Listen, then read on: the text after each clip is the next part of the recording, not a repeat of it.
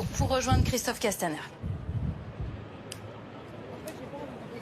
Après le 1er décembre, a été appliquée à la lettre. Les mesures supplémentaires que nous avons proposées avec Laurent Nunez et que le Premier ministre, en lien avec le Président de la République, a validées cette semaine, ont été mises en œuvre. Les ordres au service de l'ordre étaient clairs. Mobilité, réactivité, dispersion immédiate de tout rassemblement dans les zones où les manifestations étaient interdites et interpellation rapide des responsables. Aujourd'hui, les bonnes consignes ont été bien appliquées et les résultats sont là. Toutes les manifestations déclarées, à Paris comme en région, ont pu se dérouler globalement dans le calme. Et les trop nombreuses tentatives de violence et de pillage ont pu être prévenues, empêchées, stoppées. Les manifestations de Gilets jaunes ont rassemblé 40 500 personnes sur l'ensemble du territoire français, dont 5 000 à Paris. Un dispositif adapté avait été mis en place. 65 000 policiers et gendarmes étaient mobilisés, ainsi que 30 000 sapeurs-pompiers. En termes de maintien de l'ordre, je veux relever plusieurs points. Nous sommes parvenus à prévenir les débordements en privant les casseurs de leurs armes. Rien qu'à Paris, 8 545 contrôles préventifs ont été réalisés, dont 5 547 dans le périmètre interdit. Ils ont permis de saisir des armes et du matériel de protection.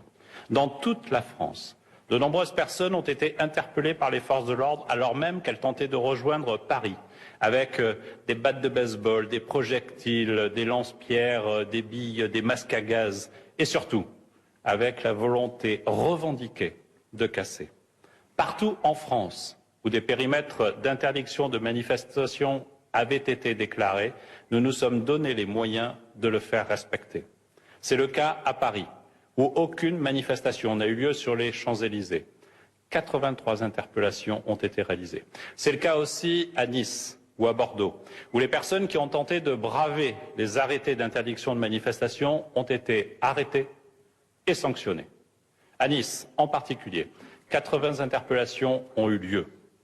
Concernant la manifestation qui s'est tenue à Paris entre Denfert-Rochereau et Montmartre, je rappelle qu'elle avait été déclarée et donc, de fait, autorisée.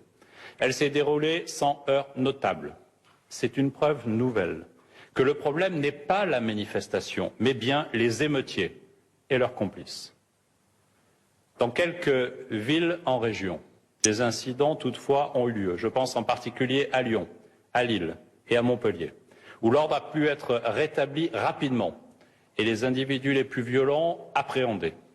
Ainsi, sur toute la France, 233 interpellations ont eu lieu.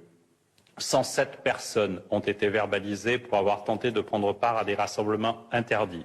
Et, à 17 heures, 172 personnes avaient été placées en garde à vue.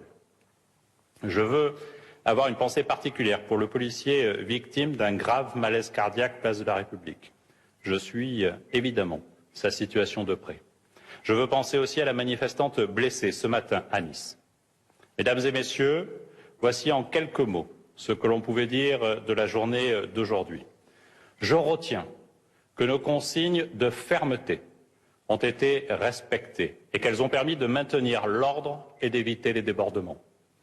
Je voulais enfin remercier toutes les forces de sécurité intérieure, policiers, gendarmes, mais aussi sapeurs-pompiers, et aussi les personnels de la sécurité civile qui ont été exemplaires, réactifs et efficaces. Ils ont encore passé une journée éprouvante et ils nous ont encore montré qu'ils répondaient présents, toujours, pour la sécurité des Français. Nous restons vigilants, endurants et déterminés pour aujourd'hui, pour demain, pour les semaines qui viennent. Je vous remercie.